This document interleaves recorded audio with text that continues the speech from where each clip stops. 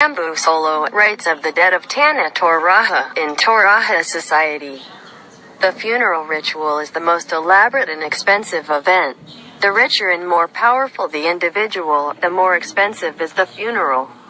A ceremonial site called ranti is usually prepared in a large, grassy field where shelters for audiences are built. Flute music, funeral chants, songs and poems, and crying and wailing are traditional Toraja expressions of grief with the exceptions of funerals for young children and for low-status adults.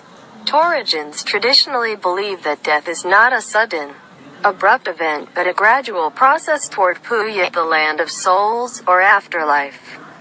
During the waiting period, the body of the deceased is wrapped in several layers of cloth and kept in tangkonan. The soul of the deceased is thought to linger around the village until the funeral ceremony is completed. In Toraja, a person is not considered dead until the last ceremony completed. Then the soul is believed released to the heavens.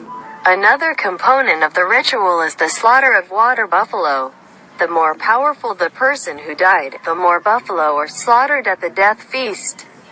Torajans believe that the deceased will need the buffalo to make the journey and that they will be quicker to arrive at Puya when they have many buffalo.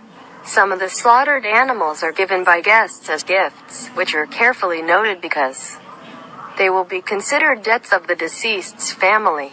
Animal sacrifices are made to ensure eternal life in the afterlife and to safeguard the descendants. Visiting the funeral while in the area is the best way to see the culture up close. You may think, isn't that invasive going to a funeral of someone you don't know? But the people in the area are very used to tourists coming and welcome them as regular guests like everyone else.